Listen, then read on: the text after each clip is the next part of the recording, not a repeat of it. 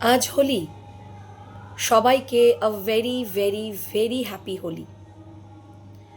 আগের ভিডিওতে আপনাদের বলেছি একটা হেলথ প্রবলেম চলছে আমার একজন অত্যন্ত প্রিয় ফ্যামিলি মেম্বারের, এবং সোমবার একটা অপারেশনের মধ্যে দিয়ে তাকে যেতেই হবে। ফলে বাড়ির সবার অলমোস্ট মন মেজাজ খারাপ। এইরকম একটা অবস্থায় সবাই ভীষণ দ্বন্দ্বের মধ্যে ভুগছিল যে আজকে হোলি বা দোল খেলা হবে কি হবে না। আমরা কি দোল খেলবো না খেলবো না, এই অবস্থায় কি করা উচিত। আমি কোনো বছরই খুব বেশি দোল খেলি না ছোটবেলার পর, কারণ ছোটবেলায় আমি প্রচুর দোল খেলে নিয়েছি। তাই বড়বেলায় এসে আর খুব একটা ইচ্ছে করে না, এবং সেটা নিয়ে আমার কোনো আফসোস নেই। কারণ ছোটবেলায় যখন দোল খেলার সময় ছিল, আমি অনেক বড় বয়স পর্যন্ত চুটিয়ে দোল খেলেছি। তাই আজকে যে নতুন করে দোল খেলতে ইচ্ছে করে না, তাতে সত্যিই কোনো রিগ্রেট নেই। কিন্তু এবারের দোলটা একটু অন্যরকম, তাই সবার মনেই দ্বন্দ্ব। কিন্তু আমি প্রত্যেককে বললাম এবার আরও বেশি করে আমরা দোল খেলব। তার কারণ power of now. Power of নাও একটি বিখ্যাত বই, যে বই আমাদের প্রত্যেকটি মুহূর্তে, প্রেজেন্ট মুহূর্তে বাঁচতে শেখায়, এবং বলে যে আমরা যদি প্রত্যেক দিন প্রত্যেকটা প্রেজেন্ট মুহূর্তে বাঁচতে শিখে যাই, আমাদের জীবনের সমস্ত প্রবলেম 95% পর্যন্ত রিজলভ হয়ে যাবে। অ্যাকচুয়ালি মানুষের জীবনে না কোনো পাস্ট আছে, যা হয়ে গেছে তাকে ভুলে যাও, তাকে ছেড়ে এগিয়ে যাও, আর না কোনো ফিউচার আছে, কারণ ভবিষ্যৎ কেউ দেখেনি। তাই আজকে দাঁড়িয়ে যেহেতু আমরা সবাই এখনো পর্যন্ত সুস্থ আছি, যিনি অসুস্থ, যার অপারেশন, তিনিও তো এই মুহূর্তে সুস্থই আছেন। ফলে এই মুহূর্তগুলোকে এনজয় করতে হবে।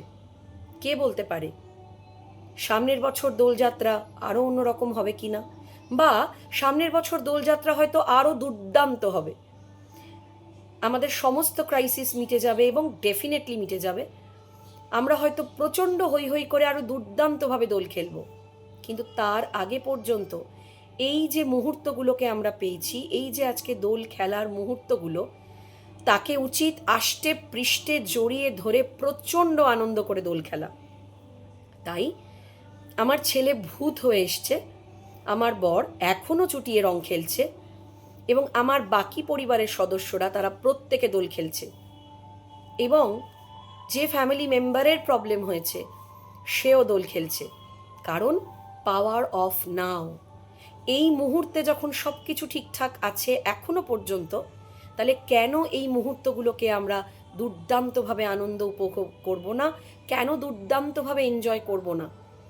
ভবিষ্যতে কি হবে দেখা যাবে, আর অতীতে যা হয়েছে তা তো হয়েই গেছে। তাই অতীত আর ভবিষ্যৎকে আঁকড়ে এই মুহূর্তগুলোকে কেন নষ্ট করা, প্রেজেন্ট মোমেন্টকে কেন নষ্ট করা।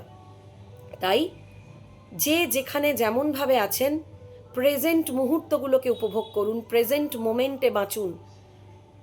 অতীতে কি কষ্ট পেয়েছেন সেটা নিয়ে বড্ড বেশি ভেবে নিজেকে ভারাক্রান্ত করবেন না। আর ভবিষ্যতে কোনো বিপদ হতে পারে সেই ভয়েও কুঁকড়ে থাকবেন না। চলুন প্রাণ ভরে বাঁচি, সবাই মিলে বাঁচি, সবাইকে নিয়ে বাঁচি। প্রেজেন্ট মোমেন্টের জয় হোক, জয় জয়কার করুন এই মুহূর্তের, যে মুহূর্ত আপনাকে ভগবান গিফট হিসেবে দিয়েছে। খুব ভালো থাকুন, পাশে থাকুন।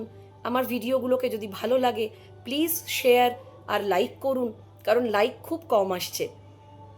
তাই প্লিজ, আর যদি নতুন কোনো টপিক, কি বিষয়ে জানতে চান, যদি কোনো প্রশ্ন থাকে সেটাও অবশ্যই কমেন্টে করুন। আমি সাধ্য মতন চেষ্টা করব নতুন নতুন ভালো ভালো ভিডিও আপনাদের জন্য আনার। খুব ভালো থাকুন। সবার দোলযাত্রা রঙিন হোক, শুভ হোক, সবার জীবনে প্রচুর প্রচুর রঙের ছোঁয়া আসুক।